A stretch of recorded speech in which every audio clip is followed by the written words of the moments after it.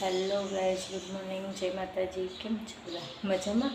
Welcome to my new blog. અત્યારે વાગી ગયા છે 8:30. આપણે ફ્રેશ થઈ ગયા છીએ. બસ જો હવે હજી બધા આરામમાં છે, તો આપણે દીવાબત્તીને એવું કરી લઈ. જાગ્યા પછી પાછા નાસ્તો બનાવી. ચાલો બાય.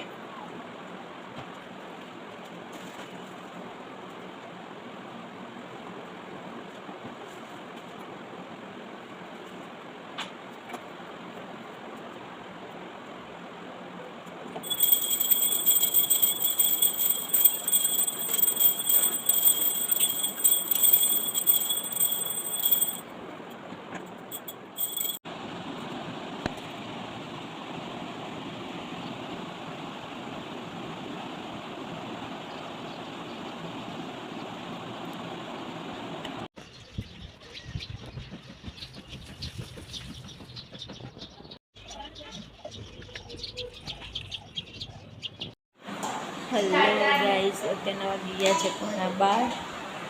બસ જો હવે ફ્રી થઈ ગયા છે. બેબીને જાગી નાસ્તા પાણી પતી ગયા.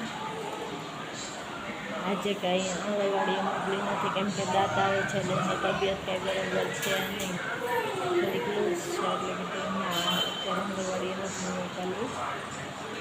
જો બેબીનું ગમે છે, એ મેચ જોવા માંડ્યા છે. બેનું ટીવી કનેક્ટ કરે છે. બસ જો હવે આપણો ટાઈમ થઈ ગયો છે રસોઈ કરવાનો.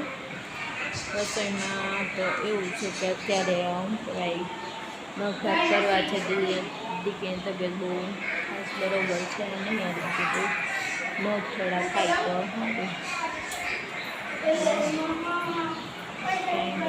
રસોઈ કરી પછી પાછા બનાવી થાય. હે ગાઈસ, તો આજે છે દક્ષા આંટીની ત્યાં ભેળની પાર્ટી. ચાલો બધે ભેળ ખાવા કરી રહ્યા છે. તો કઈ પાર્ટી હતી ભેળની. હાલો બધા ભેળ ખાવા, હાલો બટન ટાકવા. તો હાલો ભેળ ખાઈને મળીએ પછી થોડી વાર પછી. Bye guys. તો ત્યાંના વાગી ગયા છે 6:10. બસ આંટી તો બહુ થાકી ગયા. કેમ થાકી ગયા? થાકી જઈને શૂટ કરાવીને થોકો આડી દીધી. તમારી કરતાં જ મારું જાજુ શૂટ હતું આજે. એમ થકાઈ તો જાય.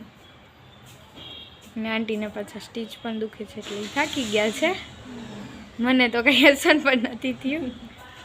તને તો હજી કરવું હતું શૂટિંગ. મને તો હજી શૂટ જ કરવું હતું. થોડુંક કાલ માટે પણ રાખી. તો કાલે પણ જોજો ન્યૂ શૂટ. લાઈક ને શેર કરવાનું ભૂલતા નહીં. એ પહેલાં કરજો. તો બાય બાય, મળી થોડી વાર પછી.